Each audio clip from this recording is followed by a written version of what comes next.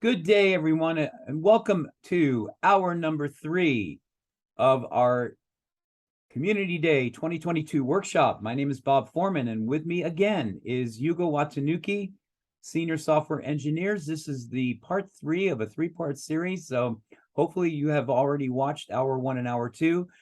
This one is packed with stuff. We're going to be focusing on Richard Taylor's last chapter of his famous, or soon-to-be famous book, the Definitive HPCC Systems Volume Number 2. In hour 1, we covered data ingest, data cleansing, standardization, transformation. In hour 2, we covered data delivery, focusing on the Roxy part of HPCC Systems. And today, we're going to be covering the ECL Cookbook. Now, this ECL Cookbook, I'm going to take you out to the Amazon webpage real quick where you can order this book. And there is a behind-the-scenes look at the book, look at the table of contents. And you'll see here that this cookbook starts at page 181 of this book and goes all the way through to the index, which starts on page 368. So we are packed with information, and we're going to do our best as chefs to cover as much as we can. So this cookbook, let's talk about the cookbook. Once again, the first 2 hours, we talked about spraying data. We talked about cleansing data, transforming, standardization. Hour 2, we went into Roxy ECL and talked about data delivery, building queries. This one now will focus on more ECL tools and other aspects of ECL that may not yet have been covered. You can use these examples and tools, modify them, or extrapolate from their specific use cases to something similar, but not quite the same in your own projects. So it's a cookbook. And I like to look at myself and Hugo as the chefs. And so I want to introduce you to the chefs for this workshop. There we are. I found this photo in my inbox, and I just said, you know, this was when I first met Hugo about 2 or 3 or 4 years ago, and this is our first journey together to Alpharetta, and I had to give him the Waffle House experience. So we're putting on our chef's hats, and we're taking you through the ECL Cookbook. So let's get started. We're going to start with file tips. Everything in HPCC cluster is all about files, and we have standard file system data sets that we use on the cluster. But this section covers things that are not simply out-of-the-box tasks. And we like to focus, we get a lot of questions from the ECL developer community about XML and JSON files. For some reason, people are interested in working with those files. They're an industry standard. And their advantage is their metadata information is stored in every single record. So you can be they're really easy to read, interpret, and pick out the data that you want. Disadvantage, of course, is their file size, since the field information is stored and duplicated in every record. So we're going to look at the ECL way that we work with XML and JSON, and then how to extrapolate and do something different from the default values. We're going to start with an example called XML and JSON files, and then we're just going to look at some simple ways of generating XML and JSON, adding an attribute to an XML file, and then modifying row and file tags for both formats.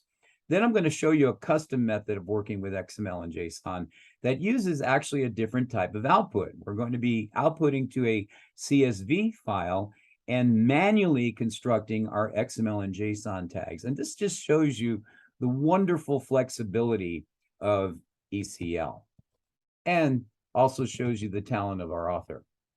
All right, so I'm going to jump over to my very first example here called XML and JSON files. We'll start with at the very top of the file here, we've got a couple of very simple outputs. So I'm outputting to the definitive guide prefix in standard XML, standard JSON, and nothing special on the attribute XML and JSON.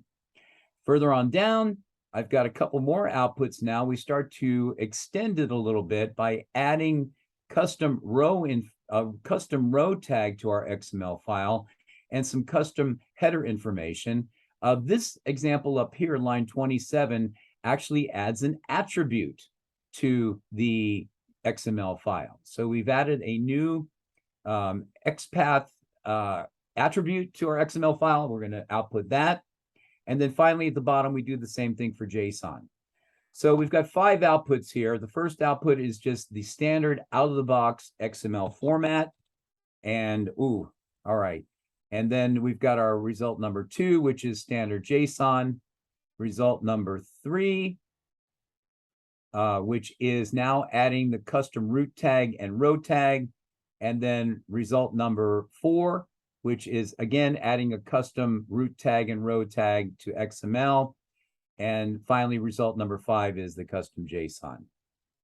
All right, so that's real quickly a quick look at how you can customize XML JSON files. Whoops, let me show you the custom example as well. Can't leave that one out. This one's really, really cool. So again, let me zoom in on the code. You can actually see we're just starting with a simple set of letters and then building a data set from that we can then demonstrate in our custom output. And you see here the author is actually building rows of XML that he is now constructing and using CSV and JSONs, custom JSON rows shown here on line number 20, build JRow, and then he's got build XRow. JRow reminds me of JLo. And then we've got our output here, created XML output, created JSON output. So here again, but look at this. Let me go back over to the code. CSV, using the Unicode option, which will then translate these characters into their valid XML tag information and JSON tag information. This is a real cool custom technique. So you can see there in the result number 1, the building of the custom XML files, and result number 2, the custom JSON file. All right. Now, when you're working with files in the HPCC cluster, you're going to be working with a lot of files. And these files inevitably get old, they get outdated, they start to clog up your cluster with files that you no longer use. So there's got to be an elegant way of modifying or removing these files when they are no longer needed without having to go to the ECL watch manually deleting these files one at a time. And so a lot of times the question is, well, if they're outdated, if they haven't been accessed in a while, we can remove them. If they've been sitting out there for too long, then it's another candidate for removal.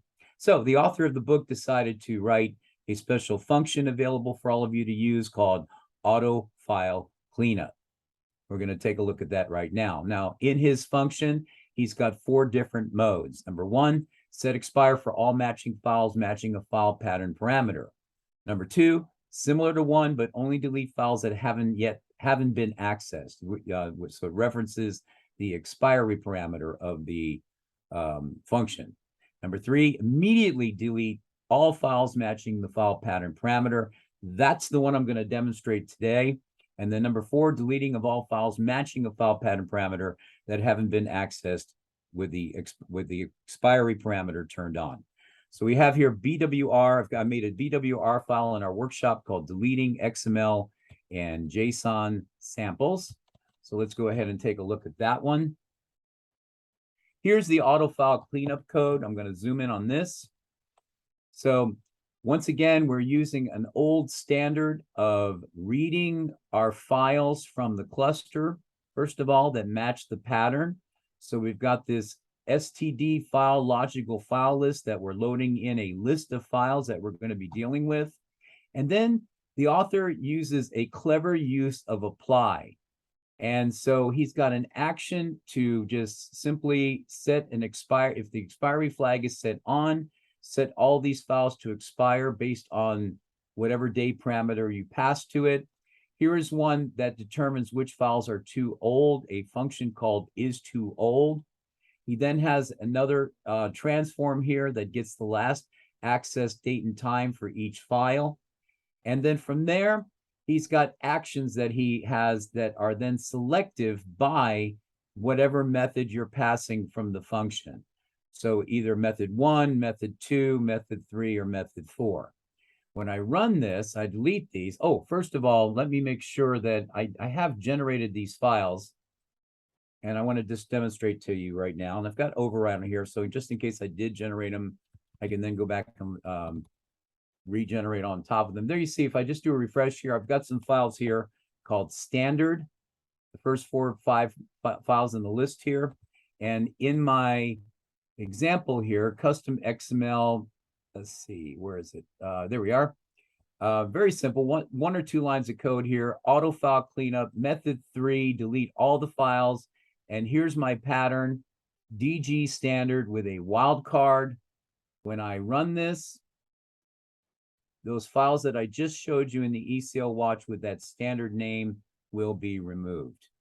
All right, and I get an information confirmation here of the files that were deleted. Jump back over to my ECL watch, hit a refresh here, and you'll see all those standard files are now gone. All right, the next example, moving along again at light speed here, we've got incremental file updates. Now, occasionally you've got new data coming in. You want to make sure that new data is then checked to make sure that if it is brand new data, we can add it as new records to our existing record set. There are some records that come in that we can mark as records that are no longer valid. We can delete them. And there are some records that we would want to change. So once again, just like the Autofile cleanup, how can we have a process that's automated that allows us to auto-generate? And so you see I've got 2 files here I'm going to show you, incremental add of change of records, and then the actual BWR file that runs the test on this. All right, this first example relies on a unique identifier, which, my goodness, I think everyone should know right now. It should be a standard, and it's a rule number 1 working with data on your cluster. If you know anything and have watched any of these things about ETL, unique identifiers are critical. But sometimes you get data that do not have unique identifiers. Maybe they're combinations of fields that mark them as unique identifiers.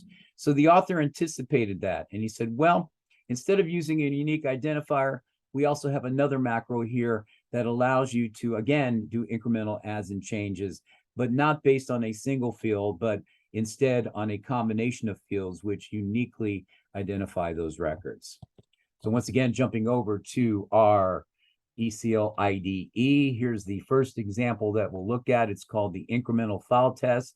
You'll see here that I've got a base data set of just some state, city, and names, and then I've got my update data set. Here's 2 new records that I'm going to add. Here's a record right here that I'm going to delete. So the rule of this function is to mark the UID with a negative number.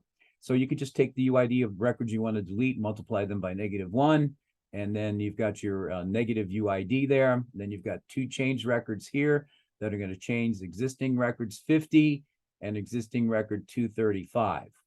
We call this function that was written by the author called incremental add change of records, passing it the unique field name, passing it the field list that we need to also deal with. It uses a clever use of the hashing, which I'm going to show you. Let's see, where are we here? Sorry about that. I've got too many examples that I'm showing you. Here we are. So yes, here it is. We've got a use of hash CRC, which is taking that field list and generating a unique pattern that we can then check with incoming records. And then he uses a clever with doing a join with the base file and the add change file. He does a clever then filter of records using that CRC field to determine what records are new, what records are deleted, what records are the same, and what records need to be changed. And then he uses in his function a simple call to the base file and then filter out the records and then adds the new files based on records that are marked as new. So we go back over to my field test list here. You can see here, I'll just run that quickly for you. And there is the original, that's the file that's now, that was the original input. Let's run the new change to this.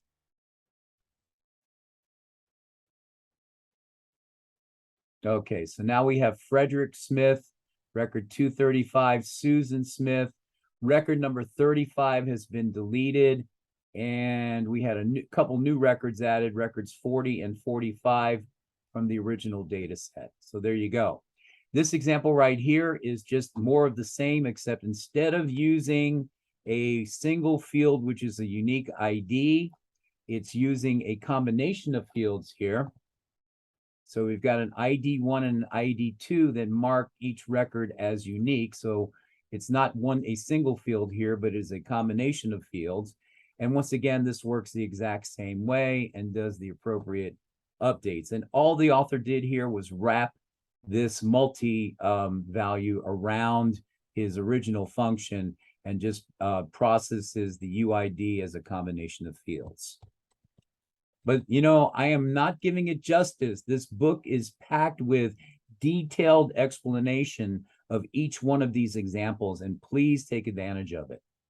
All right, one more to show you, and I'm going to then turn you over to my other sous chef, and he's going to tell you all about strings. One of the things we get a request from people is they agonize about CSV files, particularly when field information has embedded commas, because the standard of CSV files is comma-separated values. So when you have a field that's got embedded commas and you've got comma-delimited fields, we like to enclose those strings in double quotes. So there is a default way of doing it, but how do you enclose all data in quotes and not just specific strings? So again, the author provides a macro here that allows you to do that.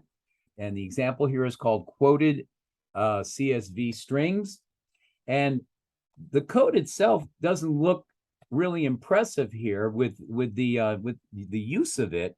So we're taking this sample data set here, like Joe Blow with an embedded comma and an address here with an embedded comma. And then we generate an output file.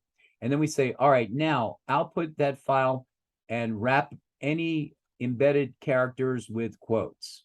And then, well, we take a look at that first output and we see a dilemma. We see that Joe Blow was, whoops, wrong result, sorry. Joe Blow was wrapped in quotes and the address with the comma was wrapped in quotes, but the other fields that didn't have embedded commas did not need to be wrapped in quotes. And what if we want to wrap all the fields in quotes, like the second example? So there you go. There's the second example wrapped in quotes, and how we did that was calling this function macro called add quotes. All right, so once again, it's a clever use. This function itself is a clever use of template language.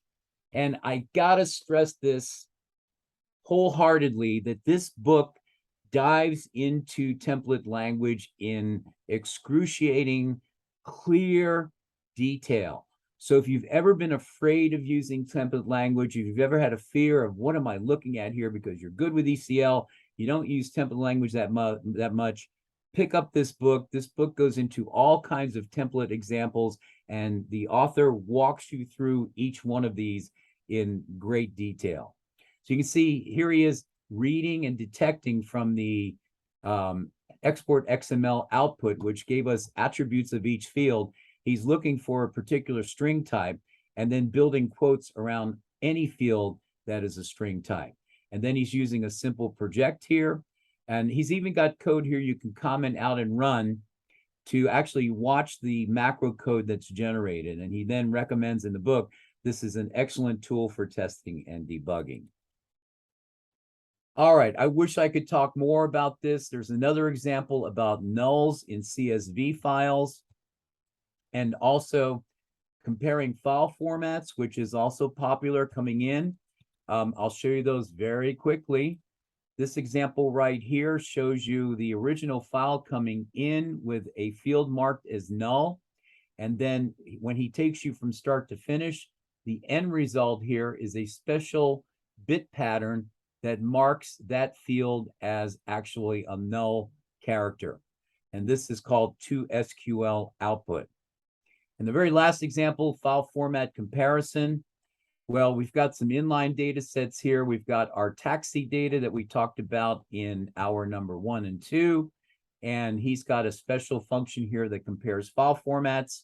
If the formats match perfectly by record structure, it will say those formats match. If they do not match, then you'll receive a false condition. So this is a Boolean macro.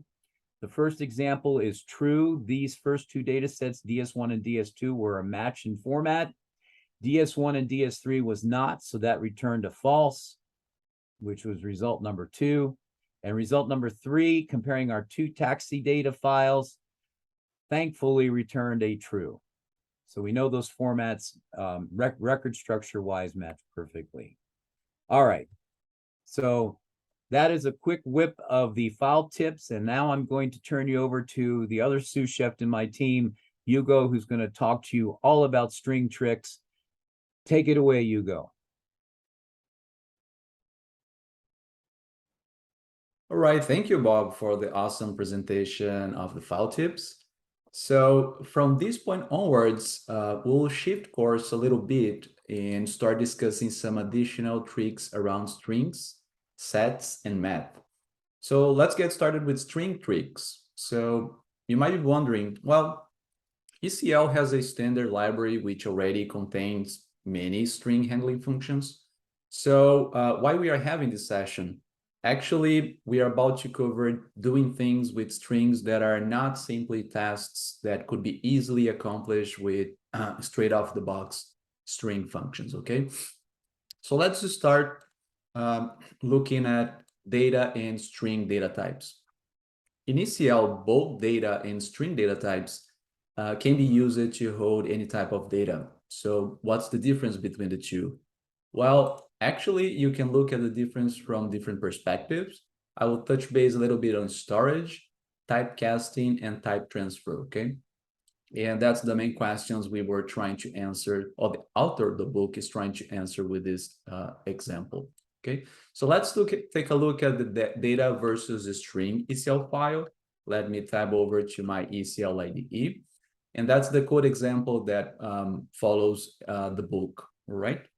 Let's start here looking at the differences in storage for those data types. Let's say you have a hexadecimal string like this with 32 bytes, if you are considering that a string data type.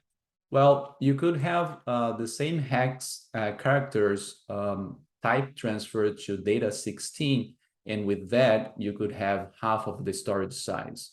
So you can just output those two values or those two definitions, and you will see that no matter if it's a 32-byte string or a 16-byte data type, they all contain the same information, right? So that's the first difference. Now, I guess more important than that is actually how you deal with typecasting and type transfer between those two data types. So the author is showing here that if we try to simple cast the string using either typecasting or type transfer, you actually don't get the proper result. This is the hexadex characters for precisely half of the original string, right? So how do you deal with that? Well, there are certain particular examples that might work with simple type transfer. For instance, if you pick this 8-byte string and type transfer to data, and then if you try to type transfer once again to string 8, that type of scenario will work. As we can see here, here is the hex characters for that 8-byte string.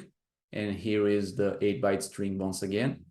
But you are not saving the amount of storage you would using those two data types, okay?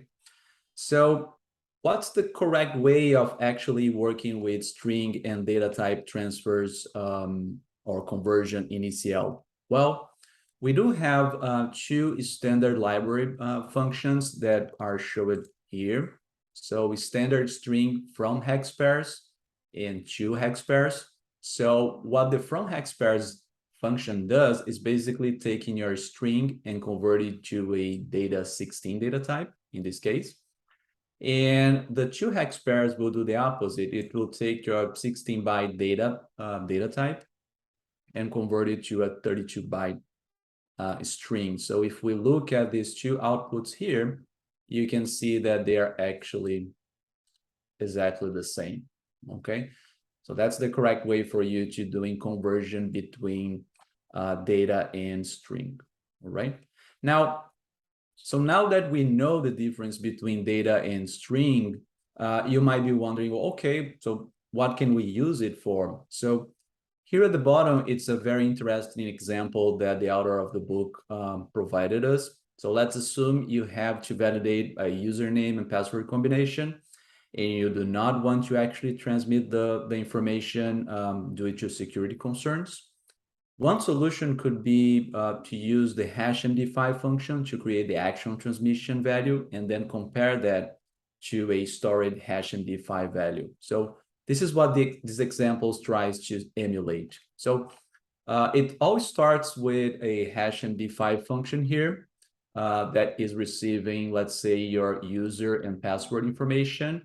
And this is being maintained as a data16 data type. And then you can have a function like this, which will basically receive a 32-byte passed hash and compare it to your data16 data stored, right? So you can pick up here the passed hash and use the 2 hex pairs receiving your stored hash to do that comparison. So this Boolean function will return true or false depending on how the conditions match it or not, right? So you could build like a database using the hash MD5 function, and then you could start comparing. For instance, if in the transmitting side, someone send you 2 32-byte strings using the hash MD5 function, let's say for a combination that matches exactly what you have stored in your database, right? You could use the 2 hex pairs function to have that 32-byte string. But let's say you have also another 32-byte string being passed as with something slightly different. Let's say here on the username, you have a typo like this. So the hash MD5 values will not match, right? So then you can use that Boolean function on the receiving side just to compare those two information. So let's say the good match is when you pass the login match you have originally stored with hash MD5 with the passed hash that contains the exact same information. So we should see here a true value.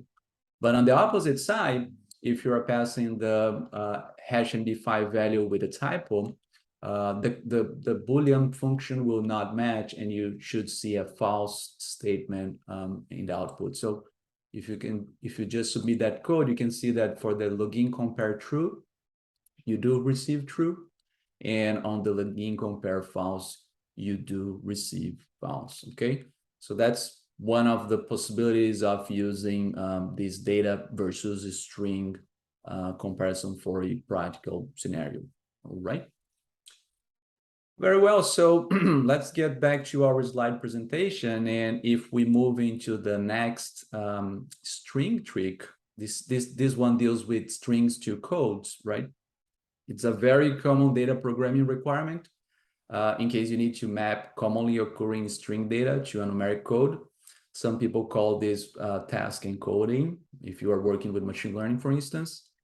And once you have done that, you can either temporarily or permanently actually replace the strings with those codes by creating something like a lookup table, or you can temporarily replace them for use as an input for your machine learning algorithm, right? In case you have categorical variables.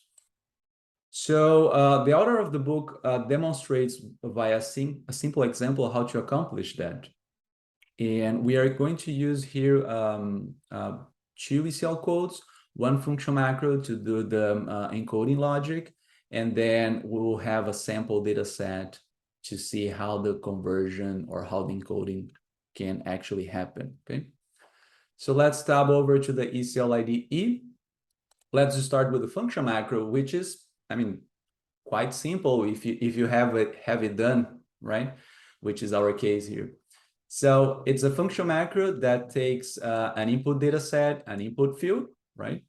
And it will cross-tab that input data set, extracting the unique groups from that data set from the particular in field. You pass it as a token. And then we will sort that the output from the table by descending order on the count, right? So we have the most common in-field value at the top of the list.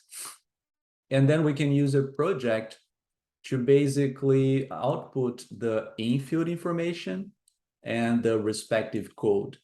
And the encoding will actually happen via this counter value here.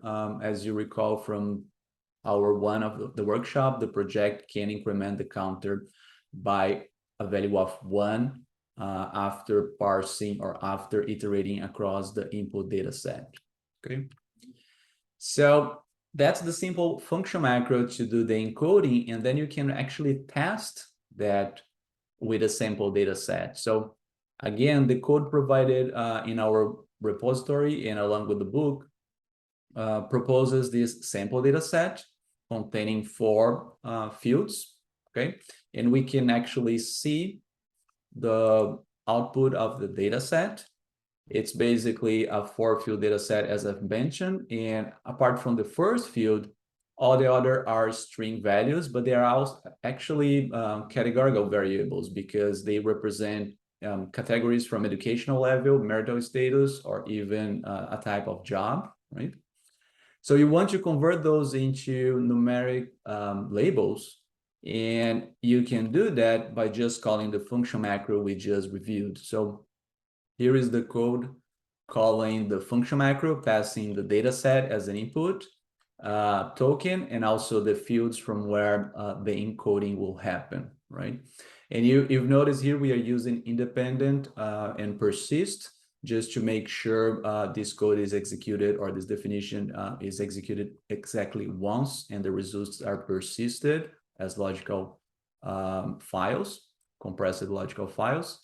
And we can see here the output from the encoding. So if we look at each of those results, you have here now the job information encoded from 1 to 11. We have different 11 categories of jobs. 3 marital status, and 4, or actually 7 educational levels, right? As you can see, they could perfectly be considered lookup tables now. You could save them as logical files, but again, we are trying to replace the string values from the original data set by the codes we just created. So that's why we have this second piece of the code right here with some dictionary declarations, right? And if you recall from our 2, dictionary allows you to have quick access between a key value or a key input and its value. So right here, we are providing fast access from job to its respective code, marital status, and education to its respective codes as well, okay? Almost like a payload index access. And then here at the last portion of the code, we're actually just projecting the original data set, and here are the 4 fields we want to see as an output. Notice that we are no longer using string data types for the fields that we are encoding, and all the encoding actually happens inside the transform. See here, we are calling the dictionary declarations, and we are passing as input the string values, the key values, and it's returning for us the respective code value. So let's take a look at the output right here, and you can see that now the original data set has all the string values replaced by categorical variables, and you can basically take it from there for conducting some machine learning, for instance. All right. So that was the second string trick I was planning to demonstrate. Again, the book has much more than that, but in favor of time, we are just moving forward because I want to show you some set tricks, okay? And much of the ECL language is set-based, so learning to work with sets, it's very important, right? And even though set is important in ECL language, there is a particular gray area not being covered right now. So one function not directly available in the ECL language is the ability to discover which element in the set a specific value is, okay? So since this is something that you might want to accomplish in any project that you work on, it might make sense to build a function to do it for you. And that's what these 2 ECL codes will try to accomplish, okay? So let's tab over to the ECL IDE and see how these two pieces of code look like. So first of all, another function macro, and you can see they are not at all very complex. Again, once you see the final result.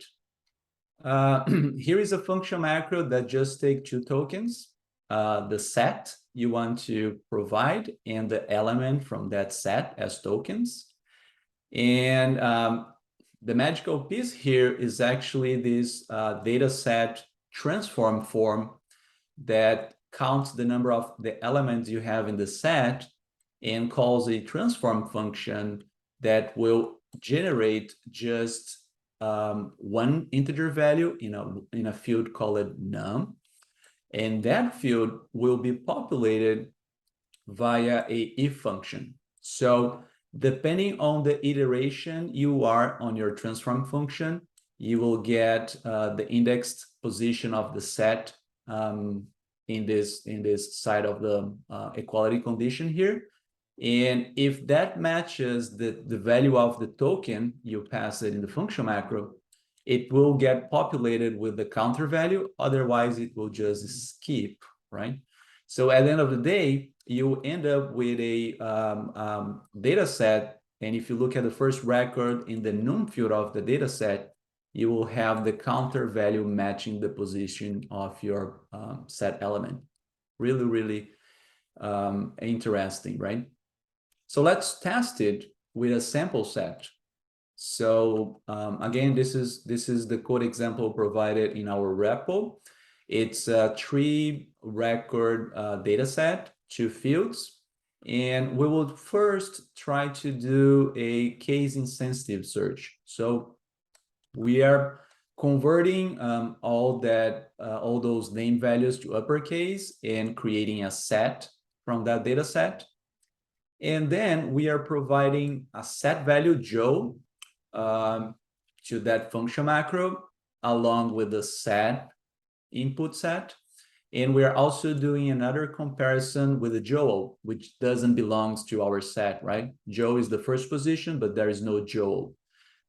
So if we output the results of those two definitions, or the values of those two definitions, you will see that actually the first definition indicates that Joe is the first element of the set, but Joel doesn't exist. Remember, there is no indexing at the position 0 in ECL, right? Which is correct for our check here.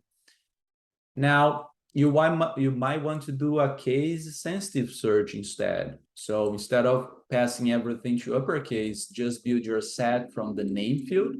And then we are passing Sam and Sam, mixed case word and uppercase word. And again, Sam is the second position in the set we just extracted here. So if we look at the answers for our comparison, here is Sam on the second position, but there is no Sam with capital letters. And last but not least, remember, we are using a function macro. So at some point, up to some level, we are agnostic for the data type.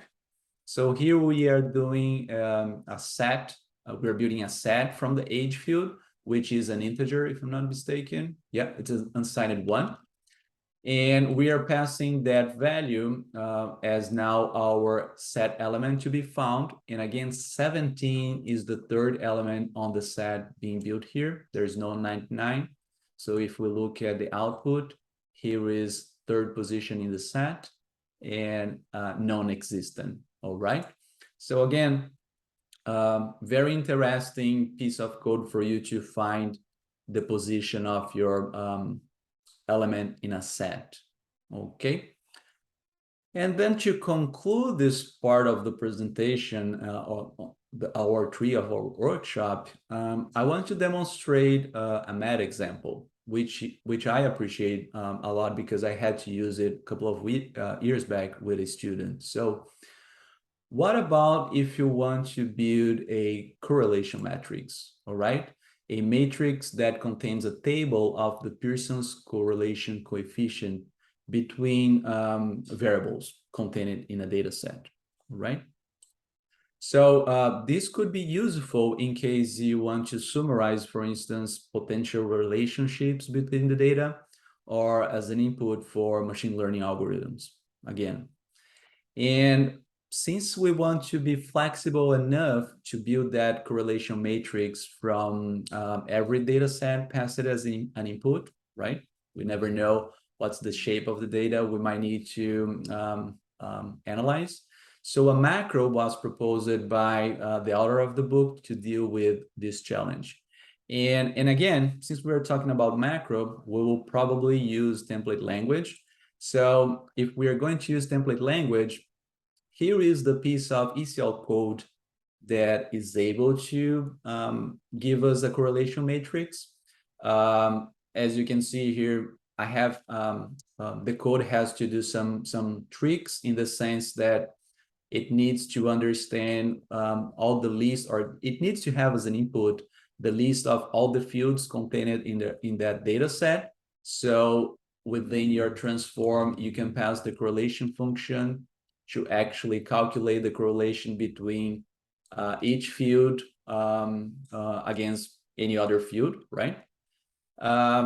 Okay, you could build this ECL code for any data set that you receive, but again, it's a hard-coded approach, right? Because you, at the end of the day, you are forced to provide how many fields and what their names are into this ECL code. That's not what the author of the book is proposing. He's proposing a much more flexible approach where whenever you get a data set, you can build this code automatically using pre-processing template language, all right? So let's take a look at that macro and then a BWR for testing that macro. Let's tab over to the ECL IDE. And again, I guess this is my favorite example. So it always starts with a macro, taking an input data set, just an input data set as a token, and the name of the logical file where you're planning to store the correlation matrix. This is the layout of the correlation matrix, basically a field column, and then all the other fields from the input data set. Real nice trick here from the book. Whenever you're facing a situation where you're trying to automate something that depends on a record structure metadata, big chance you might be working with template language just because it contains hash export and hash export XML functions that allow you to actually extract the metadata from the record structure. So that's what we are doing here. We are just extracting the record structure from that input data set and storing it on the Fred symbol. No specific reason to call it Fred. You can call it whatever you want. Declaration of 5 symbols that will help us with the procedural logic of the code. We initialize the first symbol with 0, and then we have some for loops here that are quite interesting. So remember the piece of code I just showed you, because we will need to look at we will need that perspective to look at this template language code. So for the Fred symbol, for every tag in the XML string being generated by the export XML function, we are incrementing that NDX symbol by 1. But if it's the first iteration, you can start building the beginning portion of your code. So that's why we are initializing 3 different sets here. The 3 different symbols actually via the set declaration.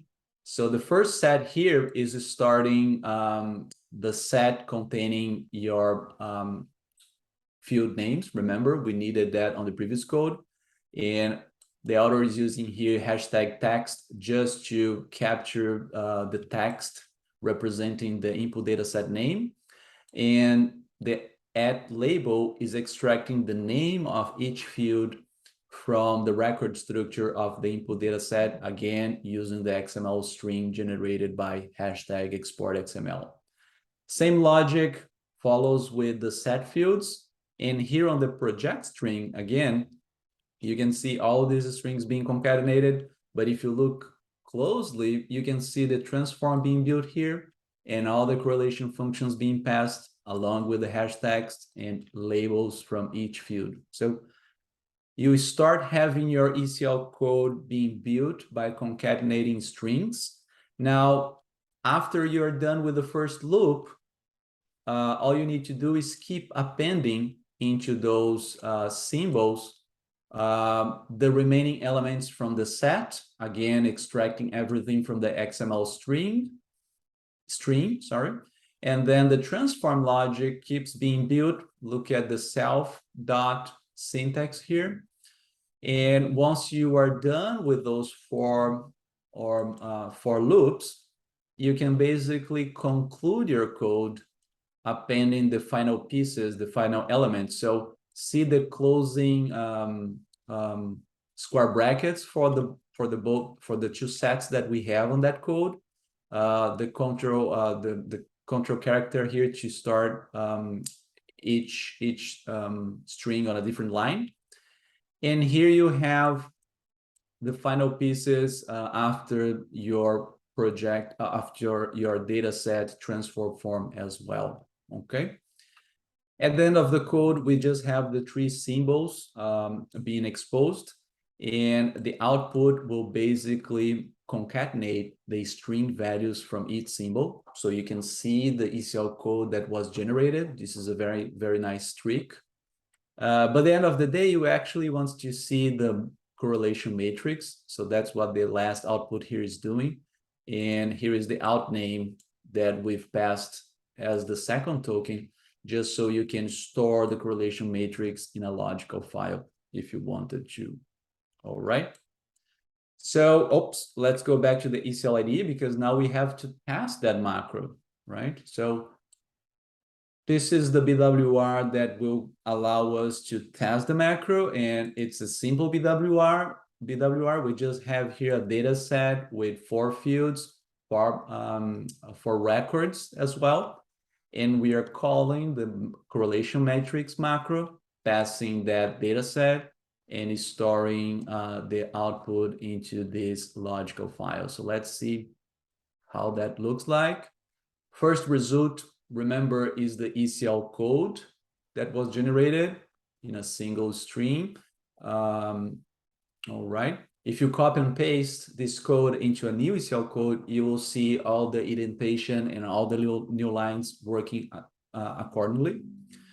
And here is the final correlation matrix. Again, Pearson correlation coefficient between each field from this data set. Very useful in case you want to start assessing potential relationship between the data.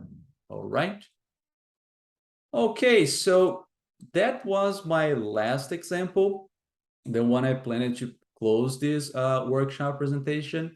I have tried to showcase some diversified use cases for string, set, and metrics in ECL, and I hope you have enjoyed them. Now, my colleague Bob will wrap up with some additional interesting tricks or appetizers, I would say, proposed by the book author. So if you are ready, take a final deep breath and off you go, Bob.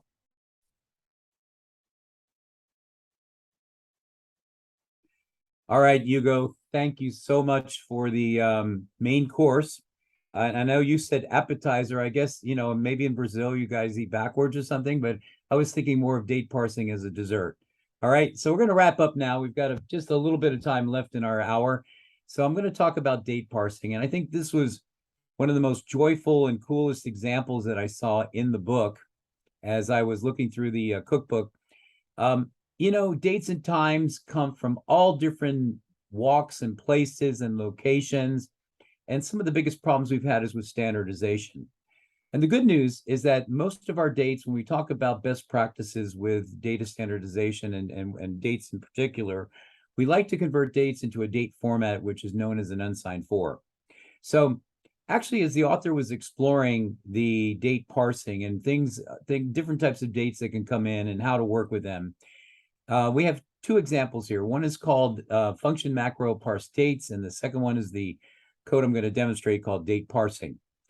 And the author first tried I don't want to call this kind of a hidden function, because if you look for the documentation on this on our online documentation, it's not there. But every savvy ECL developer should know that in the standard library, there is a file called date.ecl, where you have a plethora of date functions, and some of them are in the process of getting documented. So we did include the documentation for this match date string in our repository, and also in the cookbook he documents it. And so the idea for this function was to take a date string and convert it into an unsigned for format. So we ran that first example. Then the second example, after looking at the first example, we saw some deficiencies. So the author of the book went into his parsing toolbox and wrote some parsing rules and wrote a beautiful example on how to parse any kind of date that you've got coming in and how to work with it. And let's see the results of this. It's just phenomenal. So here's an example of using a time intrude parsing ECL code with parsing patterns with transforms to parse date and times. All right, so here is the date parsing example that the author shows in his cookbook. He's got a sample data set, and he looked up in the internet and was looking at like the most 20 common date formats. And he came up with he said, well, some of these are real similar. So I'm just going to come up with 12 patterns here that I'm going to work with and try to match. Then he went into our standard library and he saw the available formats that were provided, which are more than the 12, by the way. So he's got the complete list of formats that are supported by our date library. He's now got a simple sample data set, a unique identifier, an input string, and then an output date.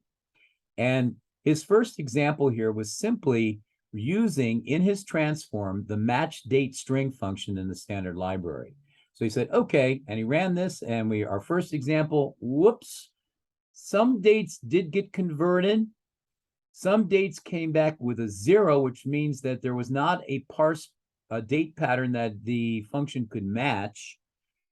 And then, like records number 1, you see it's 25th of May, 2005, but that pattern looks like, to me, 2020, May 25th. So some of the patterns, it did try to render it, but it even didn't render it in the correct format.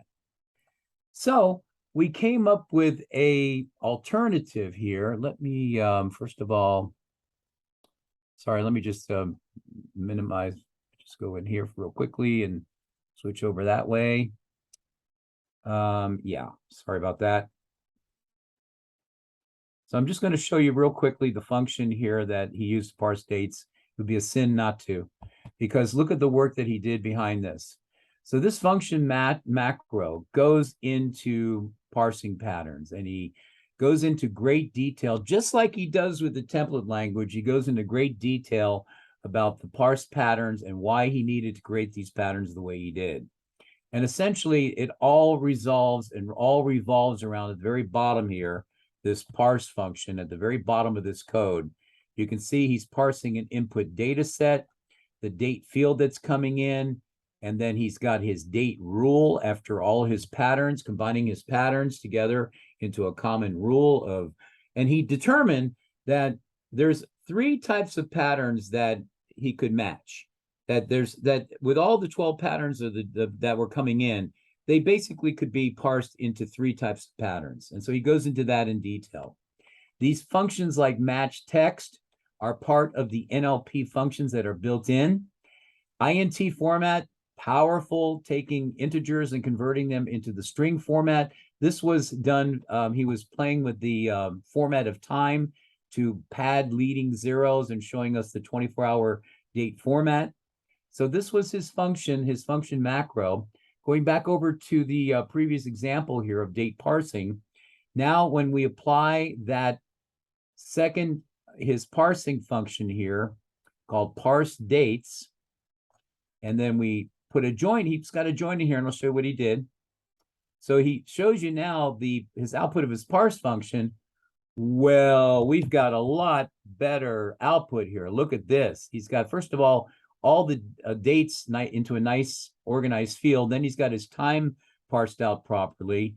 And the dates look right, like the very first record, 25 May 2005, 05/25/2005. Bingo. So his parsing was actually raising the bar, elevating the ability for us to parse dates. This is an essential tool that all of you need to have in your ECL toolbox. Then he's got a join here just to give some analysis. He said the original, here's my parsing result. Here is the function that was built into the date library. And you can see here that only 3 of them matched. All of the other ones had issues. Wow. All right. So again, wonderful work from the author of Parsing Dates. I'm going to wrap up here. There's a whole, but look at all this other stuff that we have here that we just are running out of time to talk about. There's some cool things in here. Like, for example, once again, I'm just going to shorten this up so I can get to my other one. Here's one called last day of the month. All right. Last day of the month. So based on the input of these dates, like here's the 1st of January of 2020. What's the last date of that month? Here is February 13th of 2020. What's the last date of that month? And so on. So he comes in and there's the 31st of January. There is the 29th of February. It was a leap year. Cool. All right. Latitude and longitude. Very, very cool. Distance. And he goes in here grabs some data from this particular GitHub location to download coordinates of latitude and longitude. And he eventually then builds a nice little output here of cities where he's got Sheepshead Bay, New York, and Boca, and how far were they apart? What was the distance between Boca and Jackson, Mississippi? What is the distance based on the latitude and longitude? So here's, again, a whole bunch of code for you to examine that shows you how to determine latitude, longitude, and determine distances. Well, what else? The last thing I want to show you is something called cosine similarity. Back in 2016, the author had a post from an ECL developer that was looking at text and then running a cosine on that text. If the text matched perfectly, the cosine would return a 1. If none of the text matched, it would return a 0, and then any number in between would give you a percentage of how closely the text matched. So here he's got this cosine similarity utility that again is available for download from the cookbook and from this workshop. I've included it in our repo. And he's got some text in here like plagiarism should be avoided for a variety of reasons. For one, it's dishonest. So he says, let's look at, first of all, P1 and P1. And the output of perfectly matched text will give us a 1. All right, now he compares P1 and P1. Once again, setting some default flags. Or let me skip that one for a minute. P1 and P2, 2 dissimilar texts, completely different. And so result number 3 was a 0.